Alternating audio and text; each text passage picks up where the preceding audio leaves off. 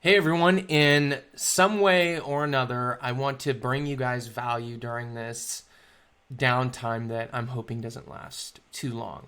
And I get this question a lot, so I figure I may as well answer it with a well put together video. I'm going to try and not cut anything during this video, so just bear with me as I go back and forth between different windows. But in this video, I'm going to show you exactly how to unlock your InLab software to create digital diagnostic wax-ups. Now, about a year ago, I uploaded a video on YouTube showing you guys how I do or did digital diagnostic wax-ups a year ago. Since then, I have found a much more efficient way to do digital diagnostic wax-ups, and the techniques that I'm going to show you don't only apply to digital diagnostic wax-ups, but you can use this third-party software that I'm going to incorporate into this video to do, just about anything. The way that we're going to design this digital diagnostic wax-up would be similar to an ExoCAD, the way that you would design a digital diagnostic wax-up in ExoCAD, but we're also incorporating techniques that you would use with 3Shape. So InLab itself, and the way that I used to do digital diagnostic wax-ups, it was all contained within the InLab software. Where with the way that I do it now, we're using third-party softwares, and we're using a software called MeshMixer, which some of you may be familiar with. We're using that software to really unlock the potential for InLab. And if anyone from Sirona is watching this video, any software engineer or what have you, if you guys are watching this video, or if you're watching this video and you know the software engineers at Sirona, please share this with them, or please use this video to better the software, better the capabilities. Sirona or InLab does have a bad rap amongst the dental technician community when it comes to CAD software. The question is usually, why would you use InLab when there's ExoCAD and 3Shape? Well, honestly, the software itself is great. It's just that there are certain capabilities that are available in ExoCAD and in 3Shape. I love InLab and I use it on a daily basis, but it does need improvement. And for the time being, we're going to use MeshMixer to completely unlock the software. So back to digital diagnostic wax-ups. That's what we're going to be creating today. Now, with the way that I used to do wax-ups, well, I'll just leave you guys to watch that video. And quite frankly, if you haven't watched that video, or if you're not doing digital diagnostic wax-ups as of yet, then the video is irrelevant, because I'm going to share with you today, right now, the best and most advanced way, most efficient way to get a digital diagnostic wax-up done with InLab. So let's just get started. However you're working with your scans, whether you're working with a pre-op impression that you've poured up, that you've scanned into your software, whether you're working with an impression that you scan directly into your software, or whether you've received digital impressions, whether that be through Sirona Connect or you've received STL files, what we're going to need to extract from those digital impressions, or what we're going to need to do as we're scanning our models, is create an opposing jaw, and in this case, we're going to have our upper jaw scan and then a biocopy scan. So let me just show you. If you haven't followed along with what I just said, I'll just show you what I mean. So I've received this case through Sirona Connect. Now, within Sirona Connect, I can't edit the scan files. And usually when a pre-op scan comes in through Sirona Connect, there's only a lower jaw and an upper jaw scan. Obviously the bite, but that's not something that you extract. So we need two of each jaw that we're doing a wax up on. And I'll show you why. But this case, we're doing 6 through 11. So I'm going to upload the STL file into the lower jaw catalog, and then I'm going to upload an STL into the upper jaw catalog. Now, to do digital diagnostic wax-ups, if you're a CEREC user, InLab is required because of one capability, and that's virtually seat. In InLab, you're able to virtually seat your design, and what that's doing is it's making these multiple meshes that you've created into one.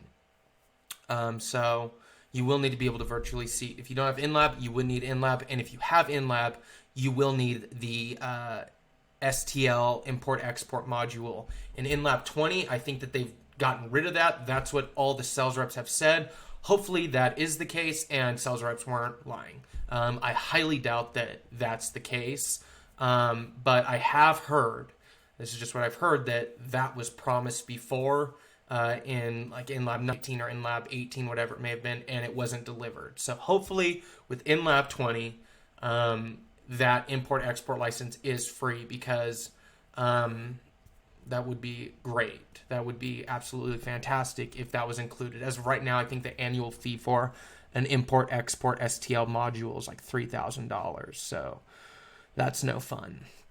So remember, 2 of each scan. So we have our lower jaw scan, we have our upper jaw scan, and then we're going to add an upper jaw scan, a copy upper, could be a gingival mask upper, whatever you want to do, but we just need 2 of those scans. So let's do another one, and those are automatically going to stitch together because they came from the same source. And I'm just going to leave that at that.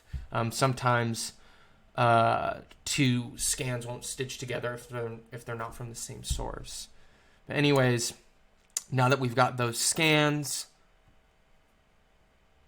we're going to go into the model phase, and we're going to set our model axis before we've done anything in administration. I haven't done anything in administration yet, and there's a reason for that.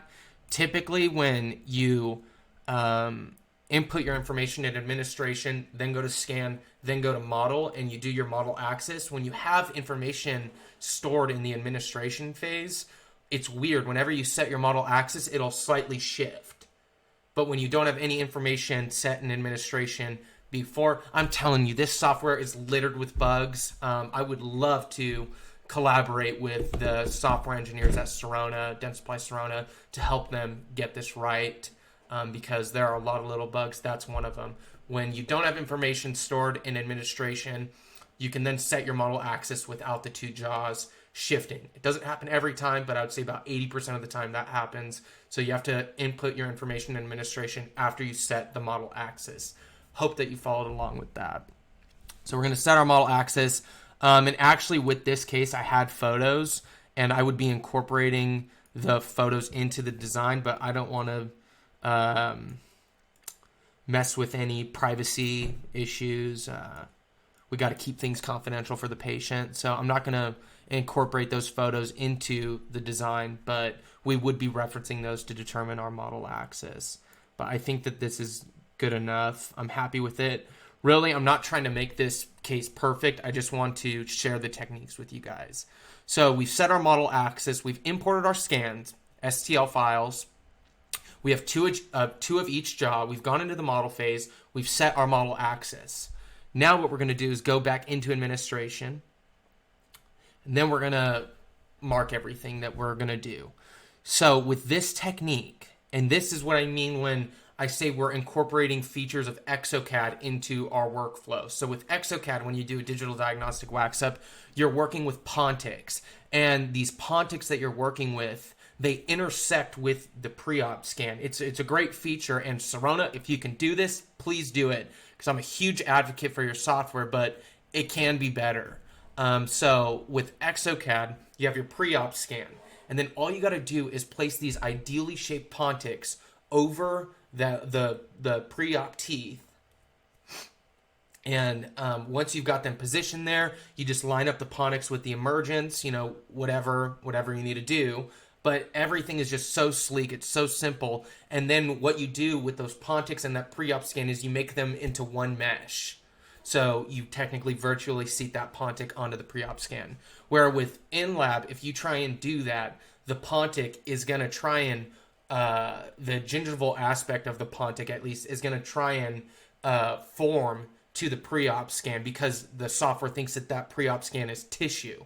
So you end up with a really wacky proposal when you try and layer a Pontic over a pre-op scan. So I'm going to show you how to use Pontics over a pre-op scan, but we're going to use Pontics. So in my previous technique for doing digital diagnostic wax ups, I would have called these crowns. And then we would mark the margin around the emergence of the pre-op scan. So then when we did our crowns, we know that our crowns are lined up with the emergence of our pre-op scan. Where with what we're going to do now, it's a lot more useful. We're going to call them Pontics. So we're going to be making a bridge. So for this case, we'll just do 7 through 10. We're going to do a wax up for 7 through 10. So what we're going to do with a bridge, you can't just put Pontics and then move on. Well, let me show you what happens when you do that. So Pontic, Pontic, Pontic, Pontic. There's going to be a little warning here. You need something to anchor those Pontics down. So what we're going to do for our anchors is we're going to either use an inlay or a veneer. So we're going to use a veneer, and we're going to say veneer 6 and veneer 11. You guys are going to love this. We're going to use intersecting for our connector type, and then it does not matter what you put for machine, what you put for manufacturer. That's completely irrelevant. You can put anything you want in there. Just make sure that your connector type is intersecting. So now we're going to go back into model. We've got our scans imported, 2 of each scan. We've set our path or our model axis. We've then gone into administration. We've told the software which teeth we're going to be doing for our wax up. Now what we're going to do is go to edit model.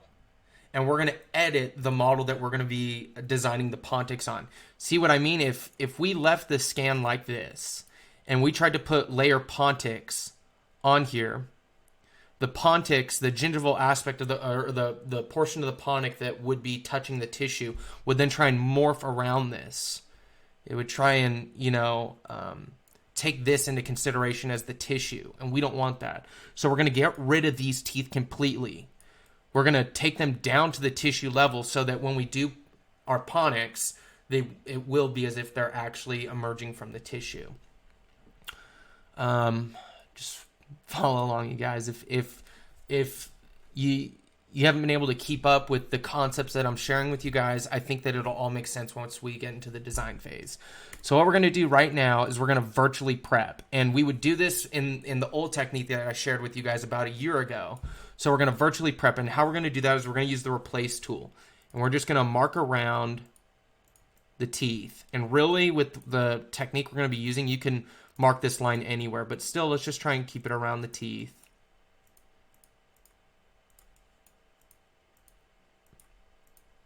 So we're going to drag this replace tool line all the way around the teeth that we're going to be doing a wax up for. And what that's going to do is it's going to completely erase them from the mesh, from the scan.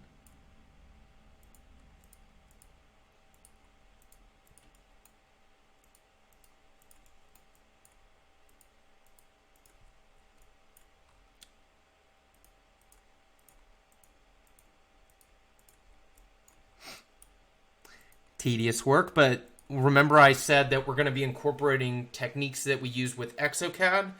That's being the designing a wax up with Pontics. This is the technique that, from what it looks like, I've only YouTube videos. I don't mess with 3Shape. That's not my thing. But from what I've seen on 3Shape, you do the same exact thing that we're doing here in InLab to virtually prep. You kind of mark a line around the teeth, and then you erase them from the jaw. And that's what we're doing here. So this is very similar to how you would do a wax up with 3Shape. So honestly, in my opinion, it sounds like Exocad gives you the most freedom. But when you incorporate MeshMixer with InLab, you have the same amount of freedom. Maybe not as much. I do know that Exocad has a lot of freedom, but you have total freedom. I mean, you can do just about anything. As far as digital diagnostic wax ups are concerned, with InLab and MeshMixer. So now we're going to click apply for the replace tool, and they have been virtually prepped. So now we have no teeth on the scan that we're going to be designing our Pontics on. Let's go back to set jawline, and now we can overlay the pre-op scan, so we still have the pre-op teeth. That's why we use 2 of each scan. So now, even though we've erased the teeth from one scan, we can still superimpose another scan and still see where things were. And the pre-op scan, or the biocopy scan in this case, is going to come in very handy when we start designing. So we're going to put 6 and 11 in their designated place. Then when we draw our margin, remember, these are the anchors for our bridge. When we draw our margin, we don't want these to intersect with the bridge. I'm going to repeat that. We don't want these anchors to intersect with the bridge. I will share why, but for now, just follow along. We're going to mark our margin somewhere where it's not going to intersect with the Pontics. So right there is good. Make it sloppy. If we were doing 6 through 11, we would have to call it an inlay, and we would mark that inlay, somewhere around here. We don't want this to intersect with the bridge. Again, we do not want it to intersect with the bridge. So I'm going to do another margin on number 11, just anywhere on the lingual. And this is our biocopy scan, but it's actually marked, where we need it. Then we're going to go to set path of insertion. This really doesn't matter all that much. Then we're going to go into our parameters. Now in our parameters, we're really going to only concern ourselves with the parameters of the Pontics. And that's really simple, but just, because we can, let's try and minimize the amount of the veneer or the anchor that's going to be exposed. So if we had our minimal thickness on, it would make those anchors a little bit thicker. So let's just reduce everything to 0 on the anchors. And then also, hold on. This mouse, I got this gamer mouse and it was supposed to, oh yeah, there we go. It's actually really nice. I was actually developing carpal tunnel on my hand because my mouse was too small. And I used that mouse for like a year. And then I eventually got a larger gamer mouse about a month ago, and carpal tunnel symptoms are gone. So for any of you designers out there using a small mouse and you have hand aches, get a bigger mouse. It took me a year to figure that out. So also in our parameters, we're going to uncheck remove undercuts and remove instrument geometry, apply to all. These parameters are only going to apply to our anchors, and for our the parameters of our Pontics, we're going to put the gingival spacing to negative 2000 and apply to all. The reason we're going to make that spacing negative is what that's going to do is it's going to allow the Pontic to actually intersect with the tissue, making it appear as if it's actually emerging from the tissue. And it's going to retain the shape at the cervical more than it would if you put the gingival spacing to 0. Trust me, we want that Pontic to intersect with the tissue or intersect with the scan. It's going to give us a much better emergence. So negative 2000. We're then going to go to adjust morphology. I don't want to go too far in depth with this video. Again, I just want to share the techniques. So we'll just leave that the way it is. Maybe we'll use biogeneric variation in the actual design. So what we're going to do here is we're going to superimpose our pre-op scan. We could see that's our pre-op scan. Obviously, laterals need to come back a little bit. Centrals need to come forward a little bit. We're going to keep all that in mind. But let's just start doing our design. And you know what? For the adjust morphology, let's just do ovoid. There we go.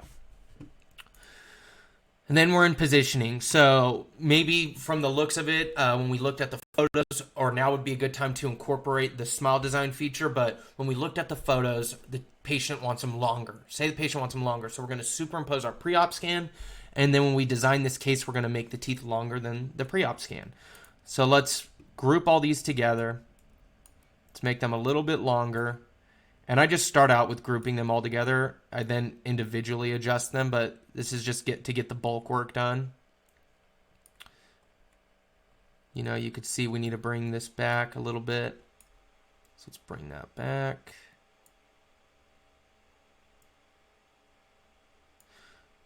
Let's bring this over.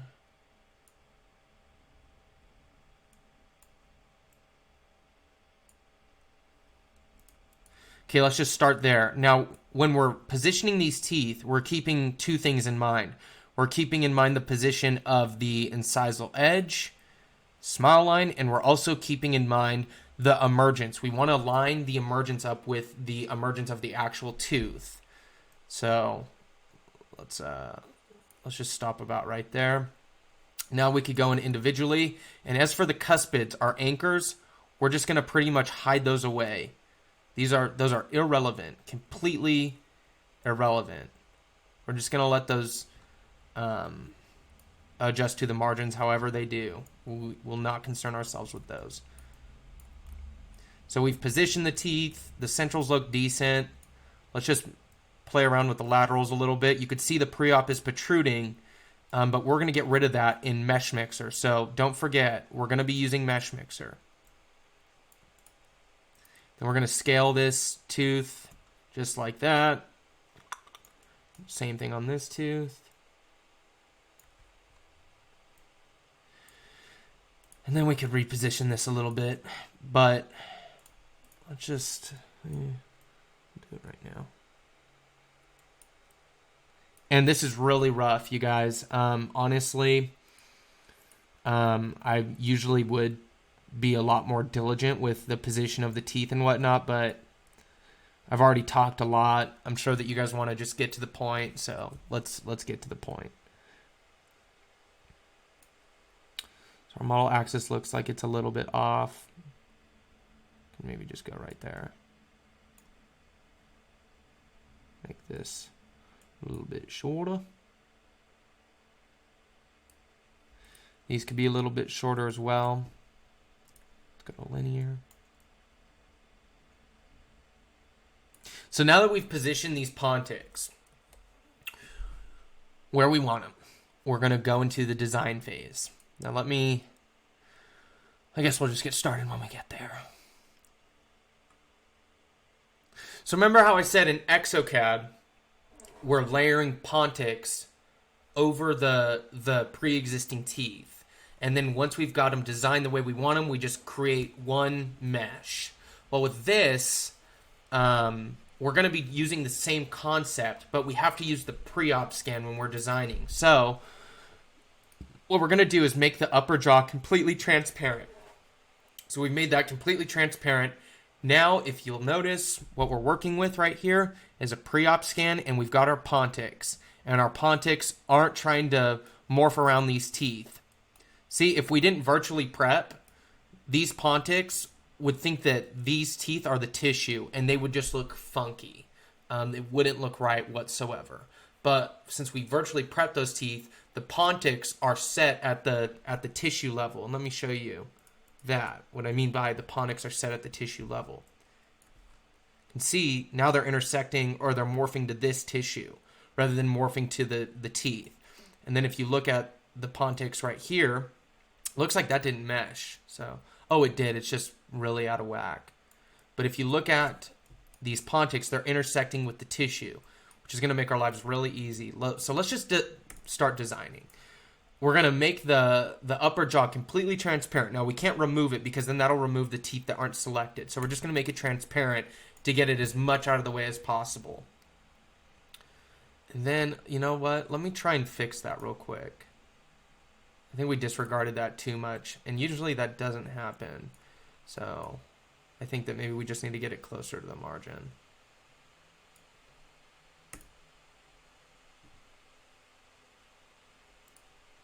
Yeah, usually that doesn't happen.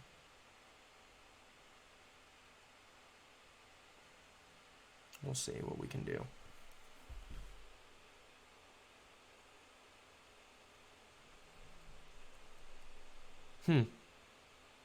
Oh, good. Okay, it went away. So again, make the upper jaw transparent, bring in the pre-op scan, and now you can see that the tissue isn't lined up with the emergence. So we can do one of two things. We could either start using the shape tool to bring that into emergence, or we could use the drag baseline tool. And to make that line visible, we do have to make the pre-op scan a little bit transparent, and then just bring that closer to the emergence. You can see now it's moved closer to the emergence. We could just do that for the centrals. The laterals already look pretty good. Oops. Same thing, just bring that line closer to the emergence.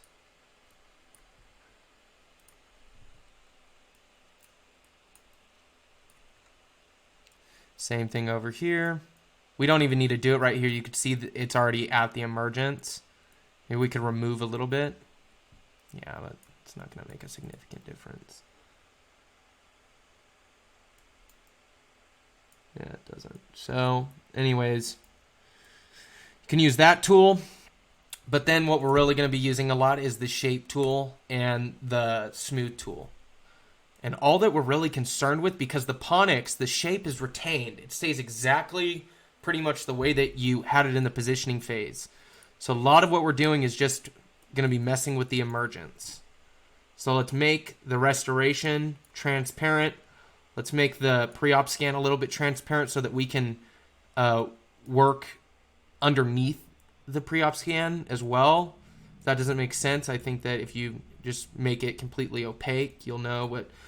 I'll just show you. If the pre-op scan is completely opaque, you can't work with the tool underneath the pre-op scan, where if it's somewhat transparent, you can now see the tool will go underneath the scan.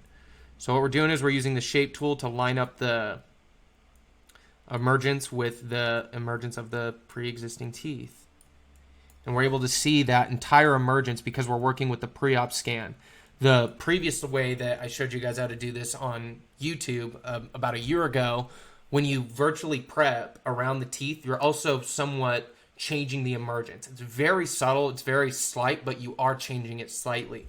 Where with this technique, we're able to line up the Pontics exactly with the emergence, the pre-existing emergence. You can see that could come out a little bit. Let's work on the emergence of the centrals.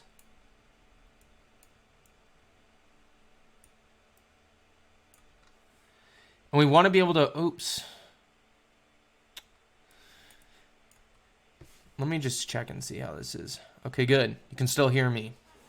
Just had to check that.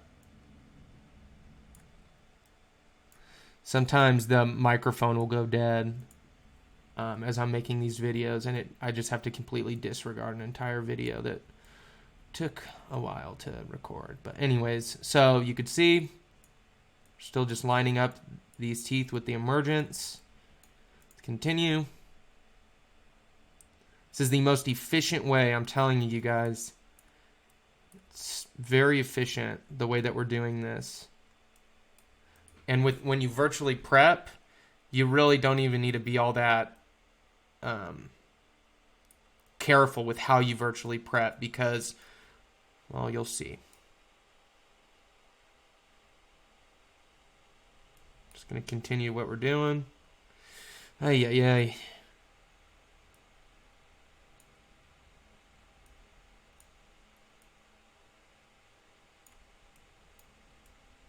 And see, it's nice to be able to access the tooth from underneath the tissue. That's why making it -2000 is a good thing, because then you can access the tooth or the Pontic from underneath the tissue, and then when you move it, you're not adjusting the contour lines and the facial aspect too much. You're more so adjusting the portion that's underneath the tissue.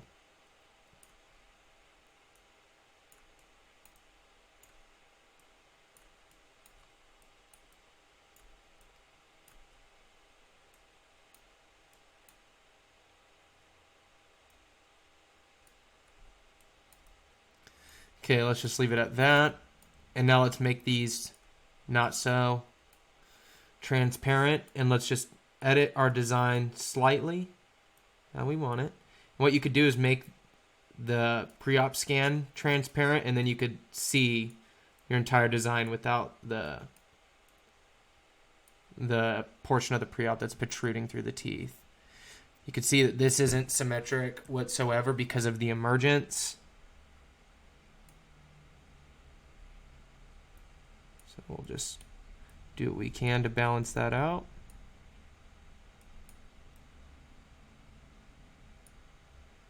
And I'm not going to go into much detail when designing this case. I really just want to show the technique. I'm not trying to make a perfect case. I've got to eat lunch. I'm hungry. So anyways, let's just... Could almost just stop there, but if you wanted to...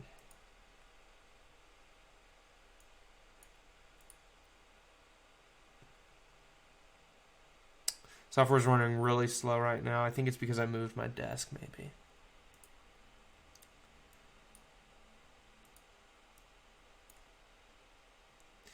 So say this is how you want your wax up. Oh, gosh. I noticed too much.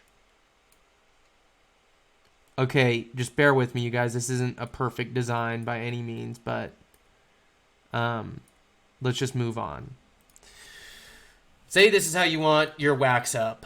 This is how the teeth wants, or this is how the patient wants their teeth. You're happy with this. The midline.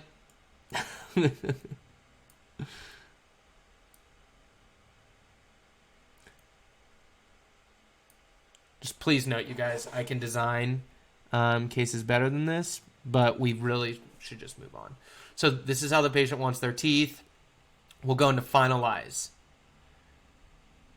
And read this right here. The unit of the bridge failed. So what that means is it's not going to finalize or fill in the interproximal contacts, which is good. That's a good thing because remember, we're going to be printing these models. We're not going to be milling them. So we don't need to take into account the mill pattern or the mill strategy for the burrs in the interproximal contacts. So we're actually going to get a more detailed interproximal embrasure without the design or the bridge finalizing. If it were to finalize, it would take the milling strategy into account, and we would have a much more melted looking interproximal contact. The reason it failed was because we didn't intersect the anchor, the veneer on the cuspids. We didn't intersect those two with the Pontics. So that's why we don't want those intersecting. Remember I said do not intersect the anchors or the abutments of the bridge with the Pontics. We don't want them to intersect because we want this bridge to fail. So we're going to finalize the bridge. After it's finalized, we're going to go into administration. We go into administration. We're going to click insert all. Consider instrument geometry? No, we don't want to consider instrument geometry. If we were to consider instrument geometry and make the details of the STLs or the details of the mesh a lot less detailed because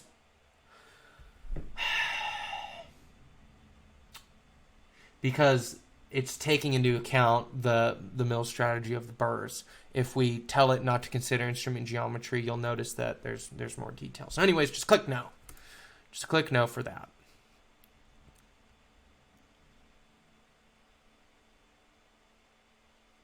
Then we're going to go into model. We're going to make sure that it virtually seated properly. And it did. So you could see that's our wax up. I'm not happy with that. I'm not happy with a lot of it. But just, this is not perfect work here. This is where I'm just trying to share with you the concepts. If you wanted to, what you do is smooth out that area. You could even smooth it out in the model phase. It's not too late, folks. No, we're not doing that. We're just going to move on. OCD, I tell you. But anyways, so we've got these virtually seated. Now what we're going to do is take these STL files into MeshMixer. If you don't have MeshMixer, download it. It's free. I'm going to click export. We're going to export high-resolution STL files. Why would you export a low-resolution STL file? And if you know the answer to that, please let me know. I've always wondered why they give you an option for a low-resolution STL. Why not just do a high resolution STL? Maybe it's like something to do with memory or something. I don't know, but call this test Corona. Gonna click save. Now we're gonna open MeshMixer.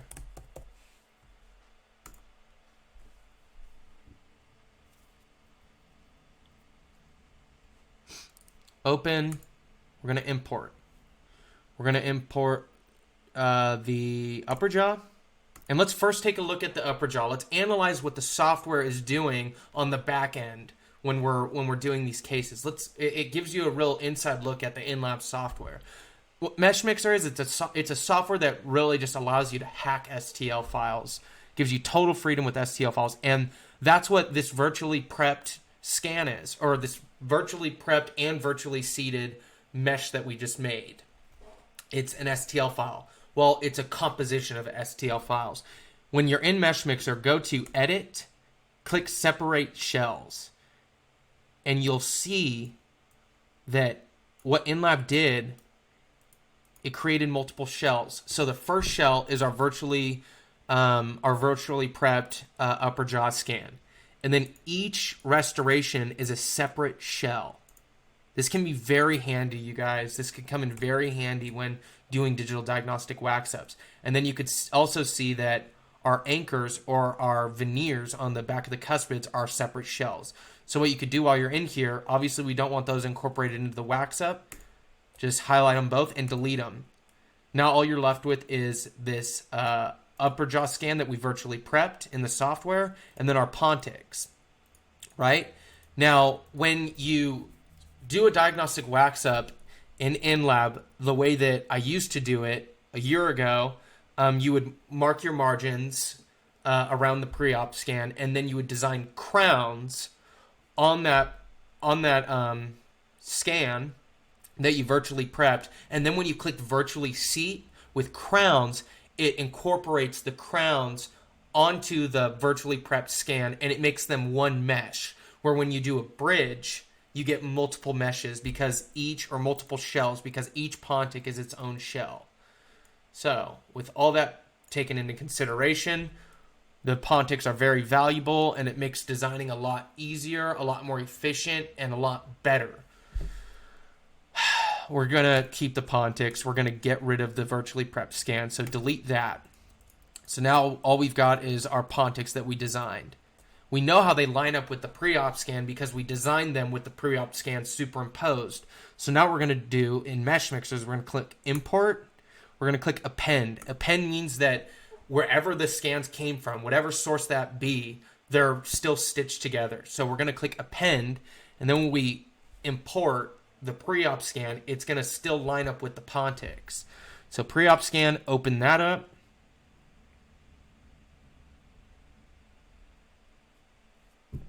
And now you can see we've got our Pontics, we've got our pre-op scan. We did not have to, and typically what you would have done in the design, there's a lot I didn't do.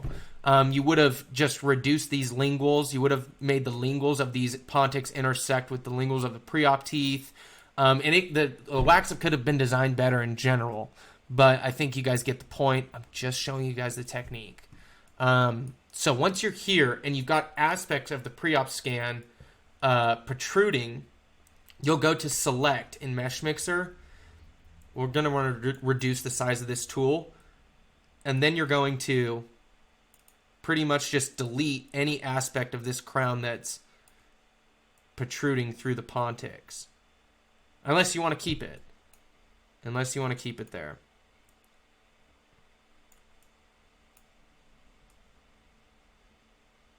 Now see, I don't want to delete all that action. And usually what I would have done is made this Pontic longer. Or I would have brought the Pontic in more lingually so that when we discard of this selected area or of the protruding area, we would have... I don't want to go into too much detail just for the sake of the video, but we're going to discard that. So we've discarded the areas that are protruding, and now what we're going to do is we're going to make this pre-op scan solid. So we're going to go to Edit, Make Solid, and you could see that these Pontics that we designed are lined up perfectly with the emergence of the pre-op scan. It's absolutely perfect. And also, if you're doing a diagnostic wax up for veneers, you're going to want to do you're doing a diagnostic wax up for veneers using InLab. You're going to definitely want to use this technique. I can assure you of that. So you can see now that we've discarded the selected area that was protruding through. When we make this solid, all we've got are our Pontics and our pre-op scan, but we still left intact our lingual. Now, the scan looks quite melted. There's not much detail. Reason being, we need to increase the detail of the STL file. So in solid type, we're going to click accurate. Solid accuracy, we're going to click 512. Mesh density, we're going to click 512. We're just going to drag this little bar over. We're going to click update.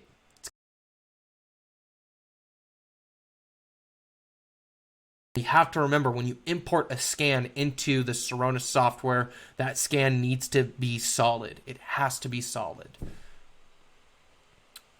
And if you want to incorporate the Pontics into that scan, you need to make them solid. You need to make them one mesh. And to make them one mesh, you're going to make it solid. Let me show you what I mean. So after we've virtually reduced the protruding areas of the pre-op scan in MeshMixer, we're going to make that scan solid. So now our pre-op scan is virtually reduced just on the facial, and it's solid. But our Pontics still aren't incorporated into that mesh. We've still got separate shells. So to make the shells mesh with the pre-op scan, we need to make those solid as well. So if we look at this, now we've got our detail back. This is less than ideal on the lingual, but again, this isn't how I'd usually design a case. I'm kind of speeding through this. I'm hungry. My stomach is growling. But now we've got that solid pre-op scan. We've still got our original pre-op scan that isn't solid. We can delete that, and now we've got our Pontics. So same thing we did with the pre-op scan to make it solid. We're going to make the Pontics solid with the pre-op scan. So to do that, we're going to highlight all of these, and you just hold Control down and click each one. Hold Control, or you can hold Shift, and then select them all. We're going to click Combine. We're going to combine those, and then after we combine those, we're going to click Make Solid. Same thing, same thing. Now we're going to click Accurate again. And then you'll notice one thing. Let me show you what that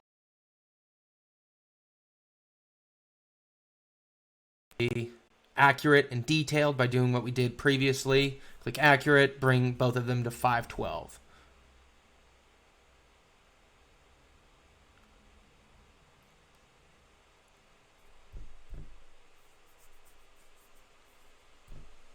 Let me see if my audio's still on. And it is! Yes! Okay. So, you can see now these are one mesh, one solid mesh. But if you'll notice, you've got these little ripples where the Pontics intersected with the digital impression scan. I don't know why that is. Maybe some of you out there would. I have no idea why, but I've seen it. And the way we're going to remedy that is we're going to increase the solid accuracy. Now, it looks like it's cranked up all the way, but it's not. It can go higher. What we're not going to increase is the mesh density. When we increase the mesh density, it's going to add more triangles into the STL file, and by adding more triangles, you're pretty much just increasing the size of the file, which is going to really lag the software. It may even crash the software, and if it doesn't crash it, it's going to make the software really slow. But we can increase the accuracy. So let's increase the accuracy. Let's bring it to like about 900. I tend to see that anytime I go over 1,000 with the solid accuracy, it really slows down the computer, slows down the software. It makes things really difficult. So we're going to increase that. We're going to click Update. Now, make this look more streamlined. This workflow, this technique, I can make this look really hot. But there is a lot to it. But if you can get it down and if you can absorb everything that I've shared with you today, man, it's great. I mean, I'm doing wax ups in honestly like 30 minutes to an hour, 6 unit, 8 unit, 10 unit, 12 unit wax up. I'm doing them in about an hour. 14 unit wax up. Upper and lower jaw wax up. I'm doing them so fast because by being able to use a Pontic, you have total freedom of your design. You're not limited to the emergence of where you marked your margin. It improves the shape of the teeth because you're able to retain as much of that shape that the software gives you. And I'm a huge advocate of the tooth libraries that are available in InLab. I think that they're beautiful. So utilize those. Don't try and get fancy with your design, making it all custom with the form tool and the shape tool. Just utilize the shapes that they already give you. And you know, by using a Pontic for the wax up, makes it really simple, really easy. And then MeshMixer takes about the longest to work with. But once you get this whole thing down with MeshMixer, you're going to be off to the freaking races. You're going to love doing digital diagnostic wax-ups because you have total freedom. Of course, in the InLab software, I would have reduced that to intersect with the lingual of the pre-existing teeth. I would not have left that this way. Believe me, you guys, I do good work. And this wouldn't quite meet my expectations. Just there's certain things like the contour line right here. the lingual. I probably would have brought these teeth back further, but let's make this video shorter than it has to be.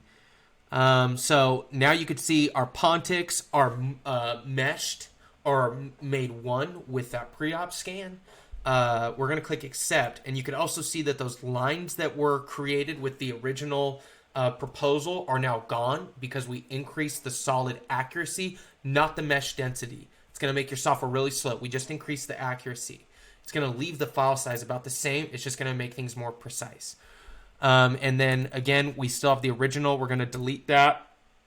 Now what we're left with is this beautiful digital diagnostic wax up. So we're going to export that. I'm going to call it Corona. And I'm not making fun of the situation here. I only call it Corona so that in my files, in my archive of files, I'll know this wax up was the wax up that I made for the video that I made during the coronavirus thing.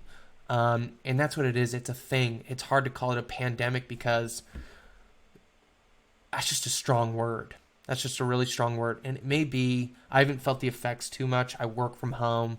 I've always worked from home, and I'm still working from home. But for those of you out there that are struggling with this, I feel for you, and that's kind of why I made this video. I spoke with God in the shower, which I usually do in the shower, and it just came to me to make this video. Whatever you want to call it. I mean, if you're not religious, it came from a divine, infinite source of information. Whatever you want to call it. Who's that? Napoleon Hill. Whatever Napoleon Hill philosophy you want to use for the divine power or God. This came to me. And I'm going to say it came from God because that's just my belief. And it came from God, and it's just some way of making this situation better. If you guys don't find this technique useful, do what you want with it. But I think that for those of you that can grasp the concepts, grasp the techniques, master them, doing digital diagnostic wax ups with InLab, even though it may not be the most efficient, it's going to be super, super good. You're going to get really good results. I'm so happy with the results that I get with my wax ups. I just bought an Asiga printer. I'm loving that. I'm loving the accuracy, the consistency of that printer. It's fast too. And I'm getting these beautiful wax ups. Like here's a case that I printed recently. This actually isn't a wax up though. This is a design. You can see these are veneers. So I printed the prep scan. I printed veneers. Technically at this point, these could be pressed in Emacs and you would have beautiful restorations. So I've been just having a lot of fun actually with this time. I've been experimenting with my equipment. I've just purchased some equipment. I will be announcing that purchase soon. And I think that a lot of you out there are going to be pretty stoked with the direction I'm taking my company and with the direction I'm taking my service. It's only getting better. It's only getting better. I'm personally constantly always improving. Just the improvement that I've made in the past year has been exponential. If you told me a year and a half ago when I started this company, this design service that I do, that I would be where I am today, I would be shocked. I envisioned this service that I have, and I kind of saw it this way, but I would just be really, really proud, really shocked at how quickly it happened. And I couldn't have done anything without your guys' support, without everyone's support. I'm just so thankful for the communities that I'm involved in, and I'm just so thankful for this industry. During this crisis, I see how much everyone is helping each other out. And this is just my little way of trying to help out the situation. But some of you out there are just doing tremendous work, and I applaud you for that. And just, we're going to get through this. We're going to get through this. Back to the case, back to why I'm calling the files Corona. It's just for my own references. But anyways, we're going to call this file of this digital diagnostic wax up Corona, and we're going to save it. We're going to go back into InLab software. And all while we're doing what we're doing in MeshMixer, we can get this set up on the InLab portion. So here's our original case. We're going to close that. Don't say, oh, I should have saved that. That's okay. That's okay. I think I don't know if it automatically saves, but I should have saved that. But anyways, now what we're going to do is we're going to go to add a new case. We're going to call this Corona Fin. I call it, that's my own internal reference. Fin stands for final. So this is a final design. We're creating 2 individual cases for each wax up. We're going to go back to the scan file. We're not going to do anything in administration. We're just going to go to the scan files. We're going to import the original lower. Remember the first scan that we exported? That's our lower. And then for the upper, we're going to then import the file that we created in MeshMixer. That's going to be our digital file for the... And then you're going to get 2 messages here. One being this. You're going to click no because that's garbage unless the base is flat. Which, I mean, I guess it's not total garbage because iTero scans, you do have that flat base, that enclosed impression. So the software is useful for that. But if the base is all jagged and whatnot, then that application isn't useful because it's doing a flat plane cut. You can't use a flat plane cut on a jagged surface. It's going to keep the STL file encapsulated, enclosed. It's going to keep it one mesh. So we're going to open up that mesh in Edit Model, and I'll show you how to do that. But anyways, invert model orientation, we're going to click no. And this is what I mean. The base of this impression isn't flat because of the way that MeshMixer encapsulated that. We could have made it flat, but it's not necessary. Now with iTero scans, when we import those into InLab, you get this flat base. And that feature that we said no to originally, the first warning message, would have cut that base off. Okay, so anyways,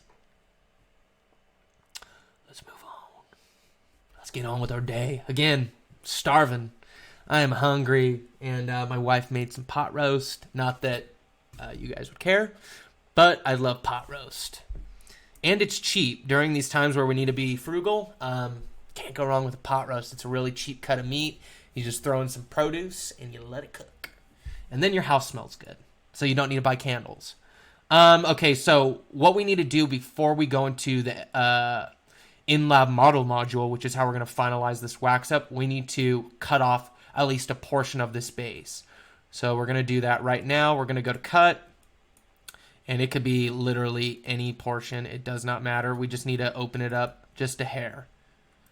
Literally, that's good enough. We opened it up that much. We're good to go. So once we've imported those scans, go to Apps.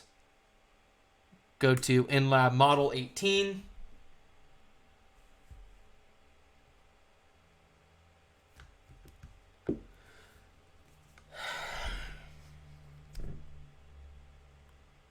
This is, I mean, we're reaching home stretch here. Let me make sure audio's still on. And it is! Good. I don't know if you guys could tell, but the background of my video is actually not the same as it usually is. Usually the poster of Hunter S. Thompson is right behind me. Now it is to the side of me because I moved my desk over to create more space in my little office because of the additional equipment I just purchased. You guys are gonna love it. We're gonna have a lot of fun with what I have planned, what's coming up. But I needed more room in here. I need more counter space. So I moved my desk. Anyways, now we're in the model module, and in here we're going to just clean up this model. And let's make sure that, yeah, we do. Let's just clean these up. You can see this is kind of rough. This is why, and for any dentists that are out there watching this, any technicians that are out there watching this, just make sure that your doctor, or make sure you as the doctor, you're getting, when you're doing a pre-op scan for a wax up, you're getting as much of the tissue in that scan as possible. For the antagonist scan or the opposing scan, I'm getting fancy with the terminology, it's not as relevant, but for the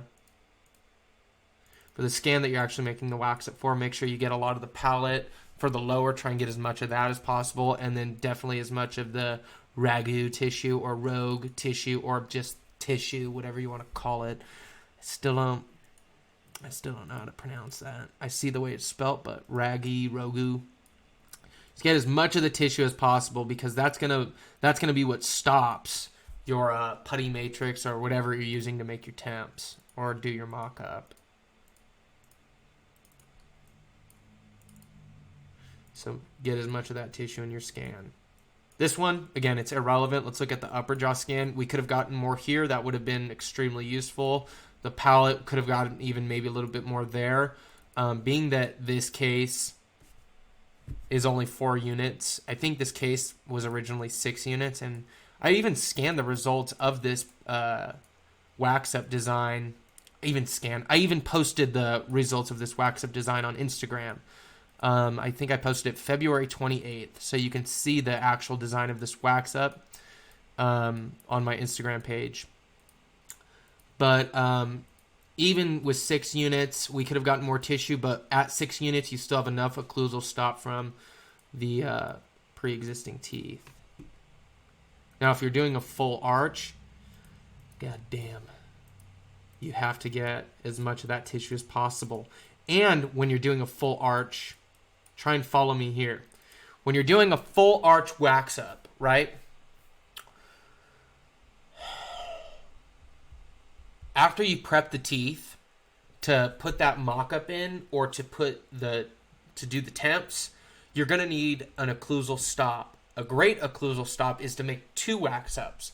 One with pre-existing teeth in it, then they prep those teeth, and then with the temps that they already have in, they use the wax up with the other teeth that you just prepped to seat the rest of the temps.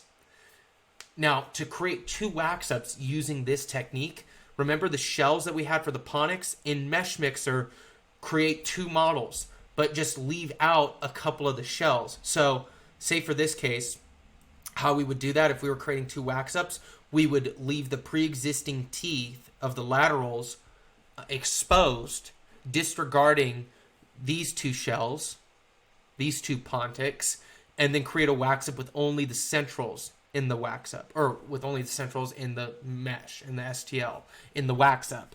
And then for our second model, we would then add the 2 shells of the laterals. If that doesn't make sense, I can maybe clarify it for you guys in a separate video, but I'm telling you, MeshMixer, it gives you total freedom when you designate your wax up as Pontics. Total freedom.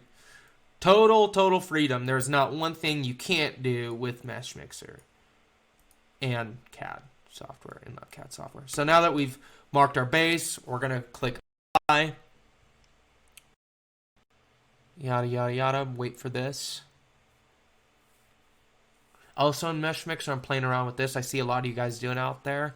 Isaac, I don't know if you're watching this. A guy in Brazil. He's also an InLab user. If you guys don't follow him, I'm going to look. There he is. Isaac.ISAAK.COIMBRA. Follow that dude. I love his work. I think he loves mine too. So you got to love him for that. But anyways, I would recommend following him. But I forget why I even brought him up. Oh, what I see him doing is he'll add logos into his models with MeshMixer. So what I've done is I've created an STL version of my logo that I could append into MeshMixer and incorporate that on my model.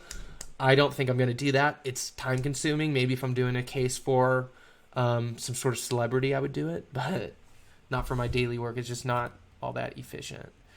So after we've gotten our bases added in the InLab model module, we're just going to go to finalize. In the design phase, that's where you can add supports. You could add like articulators. So like this articulator right here is the dense ply ball joint. You can then use a vertex on these models to articulate them. You can do all that in the design phase. You could even add a mask. But we're not doing any of that. That's where you'd also create your dies. We're just going to go right to finalize. And I used to carve out my wax ups thinking that, you'd save resin and it would make it, just better experience. But it's actually, now that I have a printer myself, I've played around with the Anycubic Photon, which was a cheap little $400 printer, which if you're not into 3D printing and you're thinking about getting into 3D printing, but you don't want to make that big investment right off the bat, I would recommend getting an Anycubic Photon, which is going to teach you all the ins and outs of 3D printing. You're going to be able to 3D print a lot of a lot of dental appliances, you can use the Anycubic Photon. In fact, there's a whole Facebook group on Facebook teaching you how to use the Anycubic Photon or the Shuffle for the Frozen Shuffle, which is another cheaper 3D printer. Teaches you how to use these printers for dental applications. I think they're like, it's like $400 to $1,000 depending on which one you go with. I think the Photon, the Anycubic Photon, is $400. The Frozen Shuffle is about $1,000. Frozen Shuffle, I think, is a little bit better. And you could use these printers. Now, you're creating your own resin profiles. You're doing all kinds of things that aren't automated like they are with the Asiga. All the resin profiles are automated with the Asiga, and that's just so convenient. But I used to have the Photon. It taught me the ins and outs of printing. So I felt more comfortable making a larger investment in the Asiga. And yeah. So anyways, I'd highly recommend that. But now that I'm familiar with printing, I do see that printing a solid model with a flat base is going to make your printing life a lot easier. So now that we've created the base, we're not going to do anything in Finalize. We're not going to carve it out. Only thing we're going to do here is export the STL files. Call these Corona test. These test files were for testing other things out. Always experimenting. That's how I figured out this whole technique, this whole workflow. And I've been using this technique for quite a while. I've just haven't really had the time to create this video until now. But that's pretty much it. You're going to export your STL files. Then you're going to import those into your slicer software for printing, and you're off to the races. That's how I create digital diagnostic wax ups, and I tell you this is usually a lot faster of a process. I just wanted to share everything that I possibly could with you guys. If there's anything that we could do right now, it's just better our skills, and I think that if some of you adopt this workflow, this technique, it's definitely going to raise the bar. And if you know, I could be responsible for anything, I would love to be responsible for raising the bar within the dental community. I think that just throughout time, we're going to always progress. And this is how we do it, folks. We do it by sharing our knowledge. And we also do it by absorbing the knowledge of others, learning. So whether you're learning by watching this video or just experimenting yourself, I highly encourage all of us to experiment, learn, and better dentistry as a whole. I hope that you enjoyed this video. This is just about done. Goodbye.